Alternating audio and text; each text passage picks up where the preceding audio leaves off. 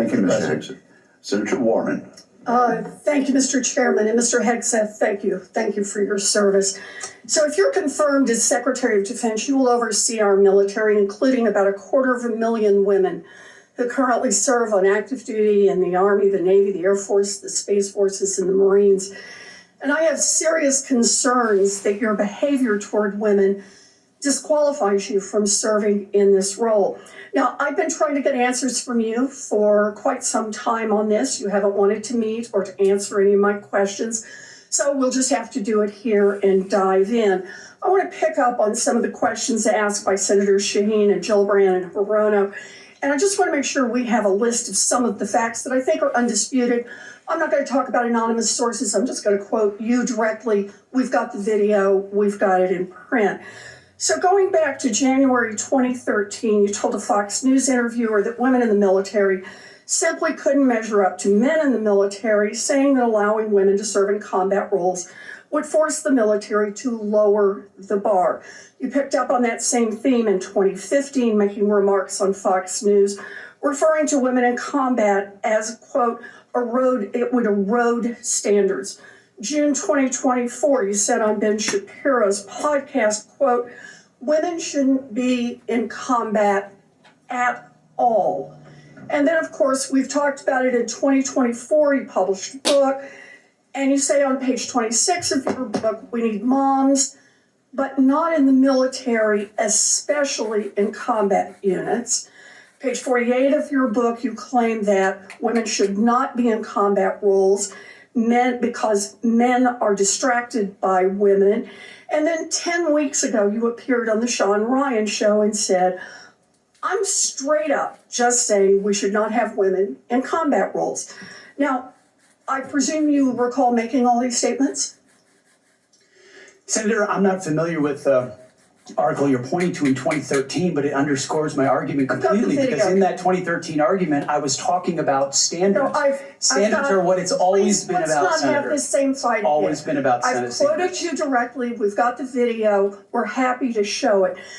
But I want to be clear here. For 12 years, you were quite open about your views, and your views were consistently the same.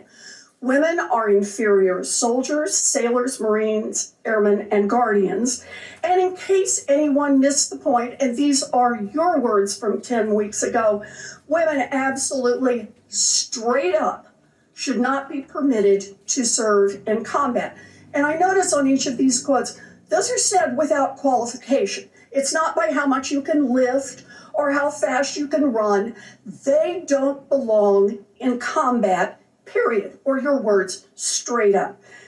And then on November 9th, 2024, just 32 days after your last public comment saying that women absolutely should not be in combat, you declared that, quote, some of our greatest warriors are women, and you support having them serve in combat. Now, that is a very, very big about face in a very, very short period of time.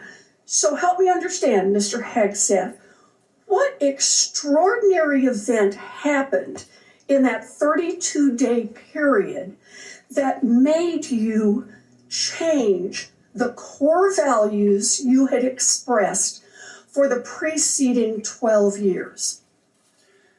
Senator, again, I very much appreciate you bringing up my comments from 2013, because for me, this issue has always been about standards.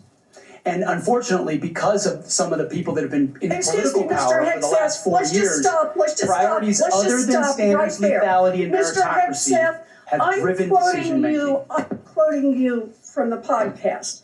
Women shouldn't be in combat at all. Where is the reference to standards, that they should be there if they can carry, if they can run? I don't see that at all, Mr. Hegseth.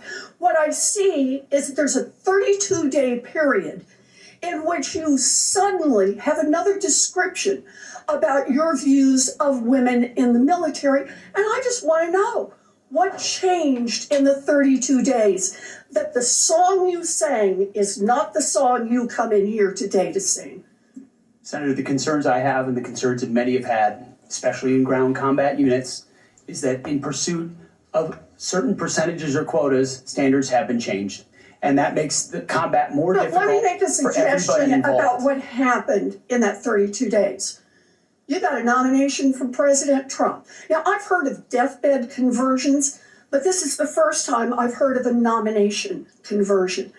And I hope you understand that many women serving in the military right now might think that if you can convert so rapidly your long-held and aggressively pursued views in just 32 days, that 32 days after you get confirmed, maybe you'll just reverse those views and go back to the old guy who said straight up, women do not belong in combat.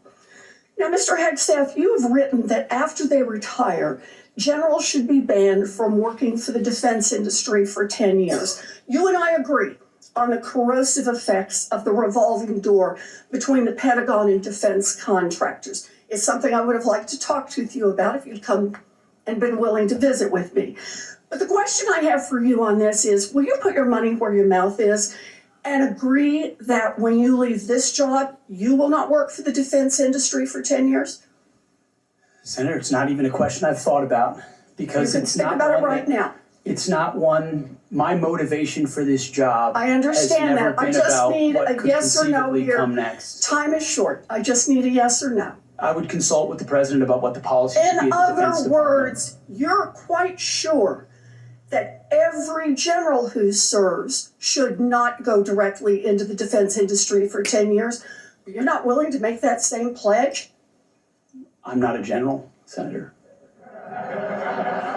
You'll be the one, let us just be clear, in charge of the generals. So you're saying sauce for the goose, but certainly not sauce for the gander? I would want to see what the policy of the Oh, president I'll is. bet you would. Thank you, Senator Warren. Senator Tuberville.